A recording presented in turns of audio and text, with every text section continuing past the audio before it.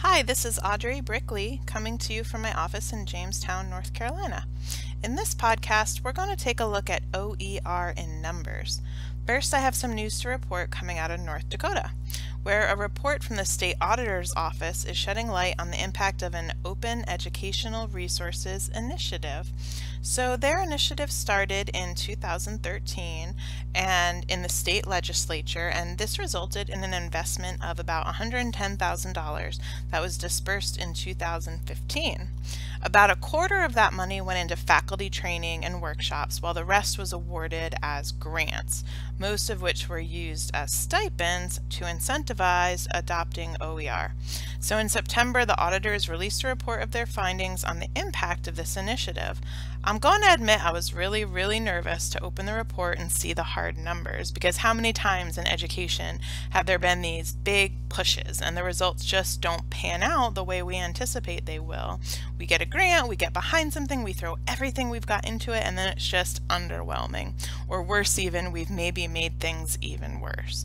So open educational resources are one of those things for me that I've really gotten behind and I really believe in, and I just believe so much that this is such a student-friendly concept. So yeah, I was nervous, but imagine my excitement to crack open that report and find with their meager $110,000 investment, they're estimating the savings to students to be between $1.1 and $2.4 million so far, just in the first 2 years alone.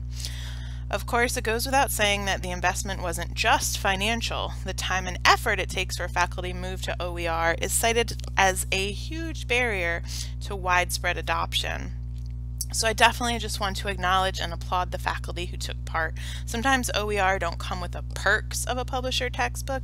Sometimes they do, but usually, the extras like test banks and discussion questions and PowerPoints aren't really there. But I'm going to be honest, when we see data like we have out of Tidewater Community College that shows not only is this approach saving money, but also increasing student success rates, I have to wonder if that's a part of it. When they move away from not only the publisher textbooks, but also all those other supplemental materials, and they're relying on their own expertise and perhaps more importantly, their own knowledge and understanding of their students, you have to wonder if the result is just that much more engaging. So yes, all students have the materials on the first day, and I'm sure that helps. But what exactly are faculty doing in these classes in the absence of a publisher test bank and discussion questions and a PowerPoint to talk through? What would you do without those? They're a bit like crutches, aren't they? But the faculty I know, they don't need crutches, and sometimes I wonder if those supplemental materials are actually holding them back a little. Instead of covering a chapter and giving a test about marketing strategies, maybe these faculty are actually having students collaborate to create a marketing strategy. So yeah, in addition to the financial aspect, I think there's so much potential here for creating more authentic learning experiences, and maybe faculty are leaning on their own knowledge and understanding of their students to write more engaging discussion questions, ones they know their students will respond to. And really, it just represents a chance to take a step back and rethink how teaching and learning is happening in their class. So again, I just want to fully recognize the efforts of the participating faculty in North Dakota. Kudos to you guys.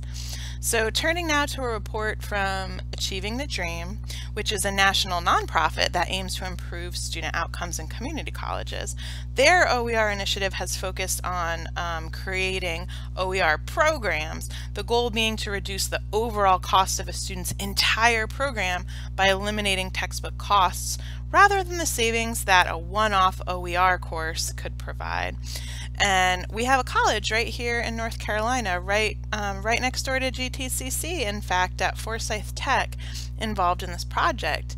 They haven't achieved an OER program yet, but they have what they're calling R degrees, reduced textbook cost degrees. This is important for marketing, really. So getting students into programs, which helps us fulfill our mission as community colleges. So yeah, these OER initiatives are multifaceted for sure. So Forsyth actually has a part-time position. an OER specialist, and their job is to support faculty in locating, evaluating, and adopting OERs, which is awesome. Anyway, Achieving the Dreams report showed that their program across 38 community colleges across the country has saved students about $1.4 million so far. A barrier they cite is the lack of awareness of these savings among students. So although there is marketing potential there, it may not be fully realized yet. But their financial investment has been steeper, with about $10 million going into it. But they'd found that about 1 in 6 students drops out of their program due to textbook costs. And this number disproportionately affects minority students. So it's a worthwhile initiative for sure. Another interesting number from their report, each OER course takes an average of 126 hours to develop. So yeah, that time comes from somewhere. So there you have it, 2 reports highlighting some numbers from current OER initiatives. I'd love to hear your thoughts. Thanks for listening.